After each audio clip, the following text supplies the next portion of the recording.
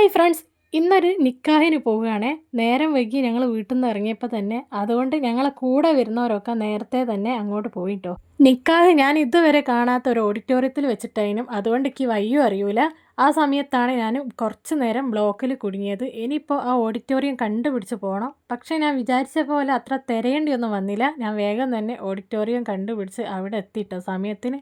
വണ്ടി സൈഡാക്കി ഓഡിറ്റോറിയത്തിലേക്ക് കയറിയപ്പോൾ തന്നെ വെൽക്കം ഡ്രിങ്ക് കിട്ടി. അപ്പോൾ അതൊക്കെ കുടിച്ച് ഞങ്ങൾ നേരെ അകത്തേക്ക് പോവുകയാണ്.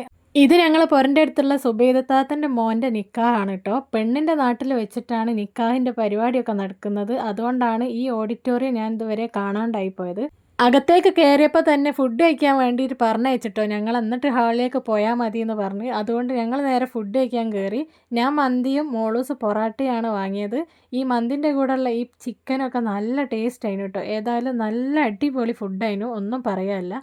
അങ്ങനെ ഫുഡ് കഴിച്ചതിന് ശേഷം ഞങ്ങൾ നേരെ ഹാളിലേക്ക് പോയി. അവിടെ ചെക്കനും പെണ്ണും ഒക്കെ ഫോട്ടോ എടുക്കാൻ വേണ്ടിയിട്ട് പുറത്തു പോയതാണ്.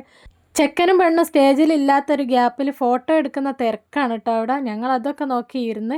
ഇവരൊക്കെയാണ് കേട്ടോ എൻ്റെ അയൽവാസികൾ. ഞങ്ങൾ ഒരുമിച്ചാണ് ഫുഡ് കഴിച്ചതും. അപ്പോൾ ഒരുമിച്ച് ഞങ്ങൾ ഇവിടെ ഇരിക്കുകയും ചെയ്ത് കഥയൊക്കെ പറഞ്ഞങ്ങാൻ ഞാൻ വീഡിയോ എടുക്കുന്നത് കണ്ടപ്പോൾ എൻ്റെ ക്യാമറയിലേക്ക് ഇങ്ങനെ നോക്കി പോസ് ചെയ്തിട്ടോ. അങ്ങനെ കുറച്ച് സമയം കഴിഞ്ഞപ്പോൾ ചെക്കൻ്റെ എൻട്രി ആണ് കേട്ടോ. നല്ല പാട്ടും ഡാൻസും ഒക്കെ ആയിട്ട് ചെക്കൻ്റെ വീട്ടുകാർ ചെക്കനെയും കൊണ്ട് സ്റ്റേജിലേക്ക് വരികയാണ്. പിന്നാലെ തന്നെ പെണ്ണിൻ്റെ വീട്ടുകാർ പെണ്ണിനെയും സ്റ്റേജിലേക്ക് കൊണ്ടുവന്ന്, അങ്ങനെ പെണ്ണ് വന്നതിന് ശേഷം ഞങ്ങൾ കുറച്ച് സമയം കൂടി അവിടെ ഇരുന്ന് ഓലെ ഫോട്ടോ എടുക്കുന്നതും വീഡിയോ എടുക്കുന്നതും അതൊക്കെ നോക്കി കുറച്ച് നേരം കൂടി ഇരുന്ന്.